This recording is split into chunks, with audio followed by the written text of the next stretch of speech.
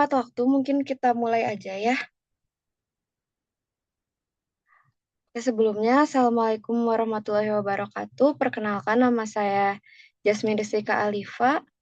Video Zoom kali ini saya buat untuk memenuhi salah satu tugas ujian tengah semester mata kuliah antropologi hukum. Di sini saya akan menjelaskan mengenai antropologi fisik, yaitu eksplorasi antropologi dalam kerangka antropologi hukum. Sebelumnya izinkan saya memperkenalkan diri terlebih dahulu. Nama saya Jasmine Rizika Alifa dengan NPM 22380. Mungkin sebelum kita melaju ke kaitan antara antropologi fisik dan antropologi hukum, aku bakal ngejelasin dulu tentang apa sih antropologi fisik itu. Antropologi fisik sendiri atau sering kita sebut antropologi biologis, itu adalah cabang dari antropologi yang mempelajari aspek biologis dan evolusi manusia. Fokus utamanya dari antropologi fisik ini adalah memahami variasi biologis di antara populasi manusia, serta bagaimana faktor-faktor biologis dan lingkungan mempengaruhi perkembangan fisik dan kesehatan manusia. Lalu yang selanjutnya ada tujuan dari adanya antropologi fisik sendiri adalah untuk memahami asal-usul dan perkembangan manusia dan menganalisis hubungan antara faktor biologis dan budaya. Selanjutnya, ada cabang dari ilmu antropologi fisik. Cabang dari ilmu antropologi fisik ini ada dua, yaitu somatologi dan paleoantropologi. Somatologi sendiri itu adalah cabang ilmu antropologi fisik yang mempelajari mengenai terjadinya aneka ragam jenis manusia yang dipandang itu dari ciri fisik atau tubuhnya, yaitu fenotip, maupun ciri yang tidak tampak atau genotip. Lalu paleoantropologi itu adalah cabang ilmu antropologi fisik yang fokusnya itu mengkaji tentang asal-usul terjadinya manusia, termasuk proses evolusi manusia dengan menggunakan fosil ataupun sisa-sisa tubuh dari manusia purba yang telah membantu sebagai objeknya. Lalu yang selanjutnya ini ada contoh dari somatologi, yaitu ada studi indeks kepala atau kraniometri. Di sini tuh kayak pengukuran bentuk dan ukuran tengkorak manusia untuk membandingkan populasi, misalnya penelitian tentang perbedaan indeks sefalik atau rasio lebar dan panjang kepala antara populasi Asia Timur dan Eropa. Lalu selanjutnya ada penelitian somatotip atau klasifikasi bentuk tubuh manusia berdasarkan teori William Sheldon yang membagi tubuh ke dalam tipe ectomorph atau kurus, mesomorph atau berotot, dan endomorph atau gemuk. Contohnya itu adalah studi hubungan antara somatotype dan kinerja atlet di berbagai cabang olahraga. Lalu yang selanjutnya ada studi dermatoglifi, yaitu analisis pola sidik jari dari garis telapak tangan yang bervariasi antar individu dan populasi. Penelitian itu dapat mengungkapkan hubungan genetik antara kelompok etnis. Lalu yang selanjutnya ada contoh dari paleoantropologi, yaitu contohnya ada penemuan Lucy atau Australopithecus afarensis, yaitu ditemukan oleh Donald Johanson di Ethiopia pada tanggal 1974, yang fosilnya itu berusia kurang lebih 3,2 juta tahun, yang memberikan bukti penting tentang awal manusia berjalan dengan dua kaki dalam evolusi manusia. Lalu yang selanjutnya ada penelitian Homo floresiensis atau penemuan hobbit di Flores, Indonesia pada tahun 2003. Ini tuh kayak spesies manusia kerdil yang hidupnya sekitar 50.000 tahun lalu, yang mengubah pemahaman kita tentang diversifikasi genus Homo. Lalu selanjutnya ada sequencing genom Neanderthal atau penelitian genetik oleh Svante Pabo yang berhasil mengekstrak dan menganalisis DNA dari fosil Neanderthal dan mengungkapkan bahwa manusia modern non-Afrika memiliki 1-4% DNA Neanderthal. Lalu yang selanjutnya ada studi Naledi Rising Star atau penemuan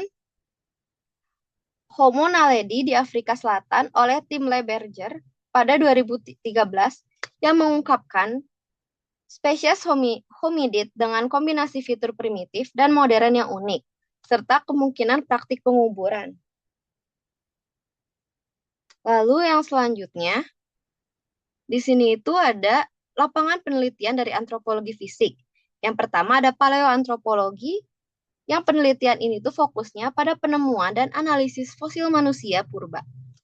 Di sini tuh para paleoantropolog melakukan penggalian di situs arkeolog untuk menemukan sisa-sisa manusia dan artefak yang memberikan wawasan tentang kehidupan dan evolusi manusia. Lalu yang selanjutnya ada genetika manusia, di mana penelitian ini melibatkan analisis DNA untuk memahami variasi genetik di antara populasi manusia. Ini itu dapat mencakup studi tentang asal-usul genetik, migrasi manusia, dan hubungan antara genetik dan kesehatan. Lalu yang selanjutnya ada morfologi manusia, di mana penelitian ini tuh berfokus pada pengukuran dan analisis karakter fisik manusia, seperti ukuran dan bentuk tengkorak, tulang, dan jaringan lunak. Hal ini tuh bisa membantu untuk memahami variasi fisik dan adaptasi manusia. Lalu yang selanjutnya,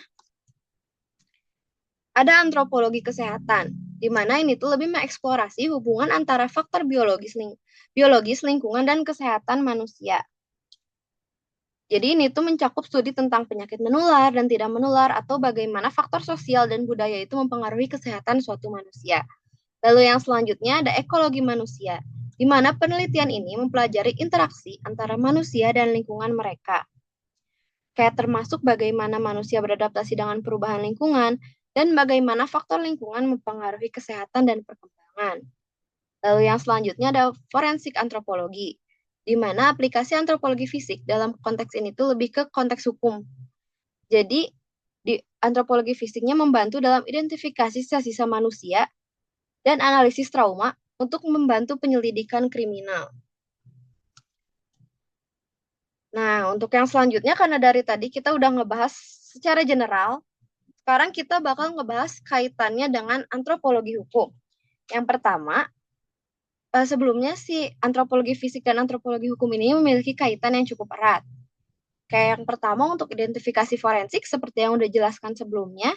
Jadi antropologi fisik ini memberikan dasar ilmiah untuk identifikasi manusia dalam kasus hukum melalui analisis tulang, gigi, dan ciri fisik lainnya.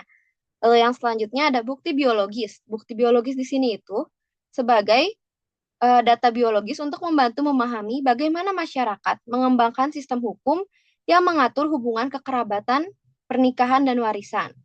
Lalu yang selanjutnya ada evolusi perilaku, di mana evolusi perilaku ini tuh lebih ke pemahaman tentang evolusi biologis manusia yang membantu antropologi hukum untuk menjelaskan asal-usul, norma sosial, dan aturan yang menjadi dasar sistem hukum. Lalu yang selanjutnya ada variasi biologis dan hukum, di mana perbedaan biologis antar populasi mempengaruhi perkembangan sistem hukum yang berbeda di negara budayanya. Nah, ini ada contoh penerapan dalam antropologi hukum nih. Contoh penerapannya ada pada antropologi forensik dalam sistem peradilan. Itu bisa kayak identifikasi korban dalam kasus pembunuhan atau bencana massal. Lalu penentuan sebab kematian itu bisa dari analisis tulang dan jaringan. Kayak misalnya ada korban pembunuhan kayak gitu. Lalu yang kedua ada rekonstruksi wajah dari tengkorak untuk identifikasi korban.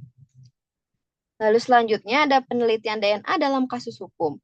Kayak contohnya misalnya penentuan hubungan kekerabatan dalam sengketa warisan, tes DNA untuk kasus kekerasan seksual atau penculikan, dan analisis genetik dalam kasus penentuan identitas pada pemulangan jenazah.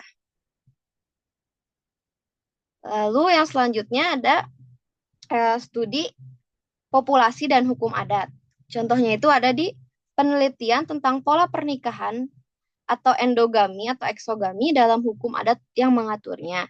Lalu analisis sistem kekerabatan dan dampaknya terhadap hukum waris di berbagai masyarakat.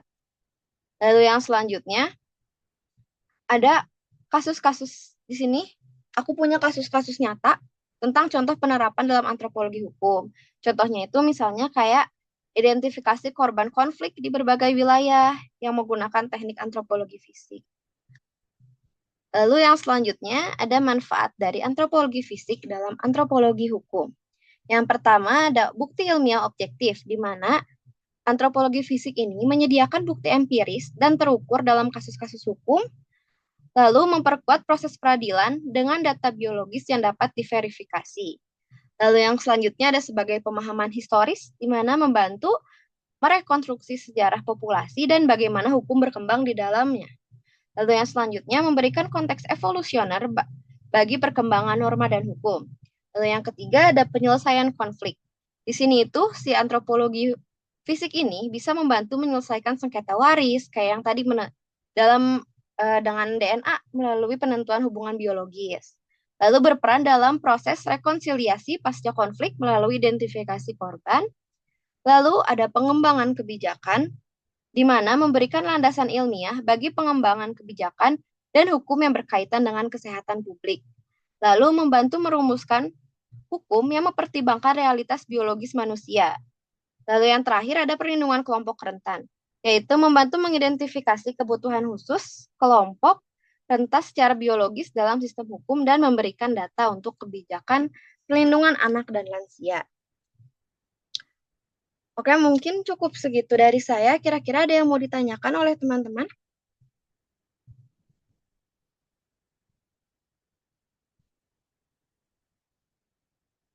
Oke, kalau Dina boleh, mungkin aku stop sharing dulu ya. Oke, kalau Dina boleh, kalau mau nanya. Izin bertanya ya, Jasmine. Pertanyaan aku, apa implikasi dari studi variasi biologis terhadap hukum adat? Oke, makasih ya, Klau. Ini ada yang mau nanya lagi?